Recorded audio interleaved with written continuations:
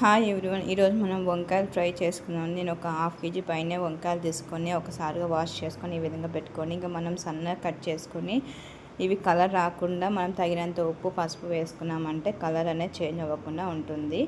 ఇంకా మనం పెనం పెట్టుకొని తగినన్ని ఒట్టిమిరపకాయలు ఒక 6 నుంచి 7 వరకు తీసుకున్నాము. తగినంత ఎండు కొబ్బరి తీసుకున్నామండి, 4 నుంచి 5. ఇంకా తెల్లగడ్డలు 5 నుంచి 6 వరకు వేసుకొని ఈ విధంగా వేయించుకోవాలండి. అలానే తగినన్ని నువ్వులు కూడా వేసుకున్నాము, ఒక 2 టేబుల్ స్పూన్ వేసుకోండి. అలానే పుట్నాలు ఒక 2 టేబుల్ స్పూన్స్. మీకు కావాలంటే శనగింజలు కూడా వేసుకోవచ్చు. పుట్నాలు వేసుకొని కూడా శనగింజలు వేసుకున్నామంటే ఇంకా టేస్ట్ చాలా బాగుంటుందండి. నేను శనగింజలు లేవని కొన్ని పుట్నాలు వేసానండి. లేదంటే ఇవి కొన్ని అవి కొన్ని మనం వేసుకున్నామంటే టేస్ట్ సూపర్గా ఉంటాయి. ఈ విధంగా మనం ఫ్రై చేసుకున్నామంటే వేయించుకున్నామంటే ఒక 5 నిమిషాలు వేయించుకొని చల్లార్చుకున్న తర్వాత మనం మిక్సీ బౌల్లో పొడి చేసుకుందాం. చూడండి, చల్లారిపోయింది. ఇంకా మనం పొడి అనేది చేసుకుందాము. ఈ విధంగా పొడి చేసుకొని మనము దేంట్లోకైనా తాలింపులోకి ఈ పొడి యూస్ చేస్తారంటే చాలా బాగుంటుంది. తగినంత ఉప్పు వేసుకొని మనం ఇంకా గ్రైండ్ చేసుకుందామండి. కొంచెం మెత్తగా కొంచెం బరకగా గ్రైండ్ చేసుకోండి. ఈ విధంగా గ్రైండ్ చేసుకున్నారంటే సరిపోతుందండి. వంకాయలో కానీ కాకరకాయలో కానీ దేంట్లోకైనా.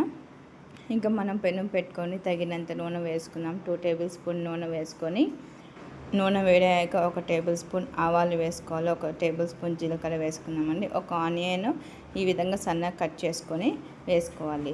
ఇవన్నీ బాగా వేగిపోవాలండి. చిట్టపట అనేంత వరకు, గోల్డెన్ బ్రౌన్ వచ్చేంత వరకు వేయించుకోవాలి. ఇంకా మనం చిటికెడంతా పసుపు వేసుకుందాము. పసుపు వేసుకున్నాక ఈ విధంగా 2 నిమిషాలు ఈ విధంగా కలుపుకున్న తర్వాత అల్లం పేస్ట్ అండి. అల్లం పేస్ట్ లేకపోతే మీరు తెల్లగడ్డలు 1 నుంచి 2 వరకు వేసుకోవచ్చు. ఈ విధంగా అల్లం పేస్ట్ వేసుకున్నాక ఒక 2 సెకండ్లు ఈ విధంగా కలుపుకొని వేయించుకోవాలి. ఇంకా మనం వంకాయలు ఈ విధంగా పొడుగా సన్నగా కట్ చేసుకున్నానంటే వంకాయ తాలింపు అనేది త్వరగా అయిపోతుంది, టేస్టీగా ఉంటుందండి. అన్నంలో కానీ చపాతీలో కానీ రోటీలోకైనా కానీ ఈ విధంగా నేను చెప్పినట్టుగా చేసుకోండి. చాలా అంటే చాలా బాగుంటుంది, సింపుల్గా ఉంటుంది. ఒక 10-15 నిమిషాల్లోనే మీకు ఫ్రై అనేది అయిపోతుంది.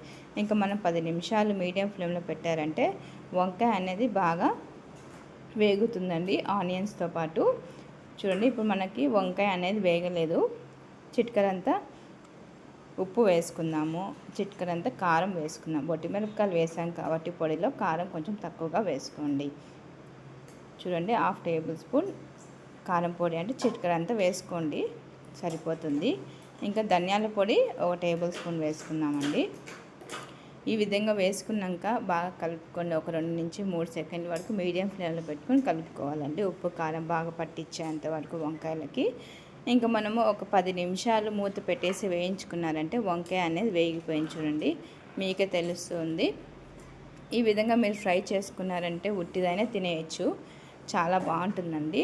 చాలామంది ఫ్రైలో టమాటా కూడా వేస్తుంటారు. టమాటా వేయకుండా ఈ విధంగా చేసుకోండి, చాలా బాగుంటుంది. ఎప్పుడు శనగింజల పొడైనా ఈ విధంగా పొడి చేసుకొని వేసుకోండి. ఇంకా ఒక 5 నిమిషాల తర్వాత మూత తీసి చూడండి, వంకాయ అనేది బాగా వేగిపోయింది. చాలా అంటే చాలా బాగుంటుంది, ఖచ్చితంగా ట్రై చేయండి.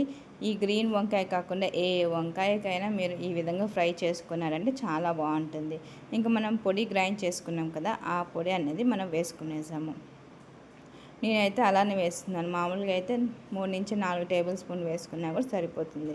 ఎక్కువ వేసుకోవచ్చు, తక్కువ అయినా వేసుకోవచ్చు, అది మీ టేస్ట్ బట్టి ఉంటుందండి. మీకు పొడి ఎక్కువ కావాలంటే ఎక్కువ వేసుకోండి, తక్కువ కావాలంటే తక్కువ వేసుకోండి. ఎలా చేసినా కూడా బాగుంటుందండి. ఈ విధంగా 2 సెకండ్లు కలుపుకున్నాక తగినంత కొత్తిమీర వేసుకొని సర్వ్ చేసుకోండి. చాలా అంటే చాలా బాగుంటుంది. నా కొలతలతో అయితే ఉప్పు కారం సరిపోయిందండి.